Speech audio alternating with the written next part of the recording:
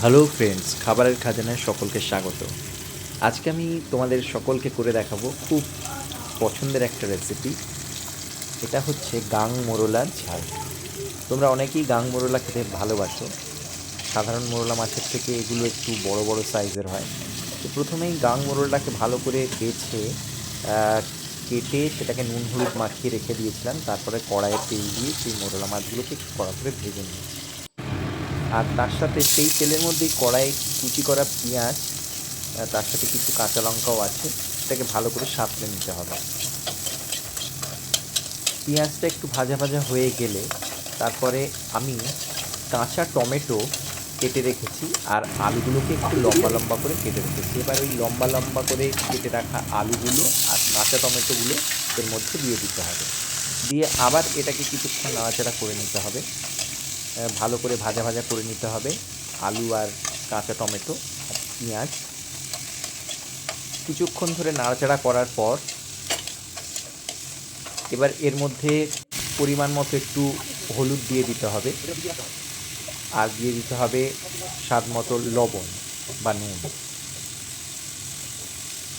নুনটা তোমরা যে যেরকম খাও সেইভাবেই দেবে। তারপরে আবার কিছুক্ষণ নাড়াচাড়া করে নিতে হবে। মশলাটাকে ভালো করে কষাতে হবে। আলু টমেটো যাতে একটু সিদ্ধ হয়ে যায়, টমেটোগুলো একটু সিদ্ধ হয়ে এলে তারপরে কালো সর্ষে আর কাঁচা লঙ্কা একসাথে বেটে রেখেছিলাম, তার মধ্যে কিছুটা জল ঢেলে একটু পাতলা পেস্ট করে নিয়েছিলাম, নিয়ে সেটা ঢেলে দিলাম। একটু হলুদটা কম হয়ে গিয়েছিল, তাই পরে আবার কিছুটা হলুদ অ্যাড করে দিলাম। নিয়ে আবার কিছুক্ষণ ধরে নাড়াচাড়া করতে হবে। তারপরে একটু কাশ্মীরি লঙ্কার গুঁড়ো দিয়ে দিলাম যাতে রঙটা ভালো আসে। নিয়ে এটাকে কিছুক্ষণ ধরে ফুটতে দিতে হবে। দেখতেই পাচ্ছ কাশ্মীরি লঙ্কার গুঁড়ো দিচ্ছি যাতে কালারটা ঠিকঠাক আসে।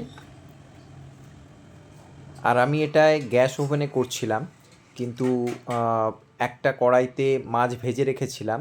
তারপরে যেই ঝোলটা হলো আলু আর টমেটোর, সেটা ওই মাছ ভাজার যে কড়াইটা ছিল সেটার মধ্যে দিয়ে দিলাম, নিয়ে ইন্ডাকশানে বসিয়ে দিলাম, তাতে একটু তাড়াতাড়ি রান্নাটা হয়ে যায়।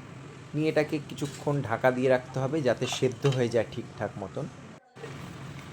ভালোভাবে ফুটতে দিতে হবে। আর ধনেপাতা ভালো করে ধুয়ে পরিষ্কার করে কুচি করে রেখে দিয়েছিলাম, এই ধনেপাতা কুচিটা এর মধ্যে দিয়ে দিলাম। এই রান্নার মধ্যে কিন্তু ধনেপাতার ফ্লেভারটা দারুণ লাগে। নিয়ে ভালো করে মিশিয়ে দিতে হবে। তারপরে এটাকে ভালোভাবে ফুটতে দিতে হবে। এরকম 15 মিনিট এটাকে আরও সিদ্ধ হতে দিতে হবে। ঝোলটা একটু মজে এলে ততক্ষণ পর্যন্ত একটু মাঝে মধ্যে ঢাকনাটা খুলে দেখবে ভালোভাবে যাতে ফুটুক, আলুগুলো সমস্ত কিছু সিদ্ধ হয়ে যায় ঠিকঠাক মতো। এবং রান্নাটা যখন হয়ে আসবে দেখতেই পাবে উপরে তেলগুলো ভেসে উঠবে। তারপরে একটু মাঝে মধ্যে চেখে দেখবে যাতে নুনটা যদি ঠিকঠাক থাকে। ব্যাস, দেখেছো জলটা অনেকটাই কমে এসছে। তারপরে গরম গরম ভাতের সঙ্গে সার্ভ করে নেবে।